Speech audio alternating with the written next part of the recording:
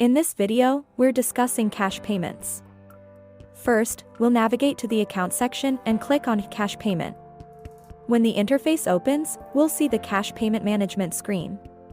Here, there will be a table displaying cash payments. Cash payments in housing societies are used for various purposes like paying fees, bills, expenses, and organizing events. They're convenient, especially for those without digital banking. However, it's crucial to maintain clear records to prevent misuse. To add a new cash payment, click the Add New button.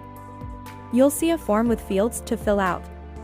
At the top of this form, there will be an input field for the date. If you want to change the date, you can do so.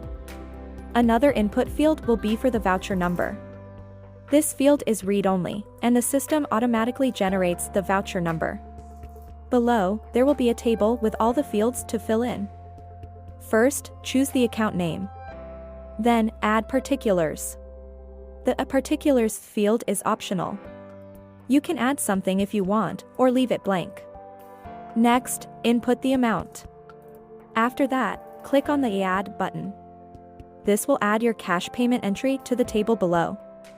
Similarly, you can add multiple cash payment entries in the same form.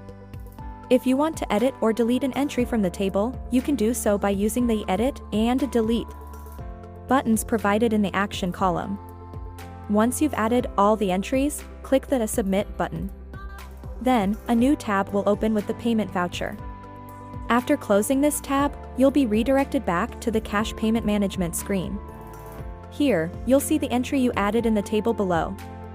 If you want to edit, delete, or view the voucher for any entry, you can do so using the icons provided in the Action column.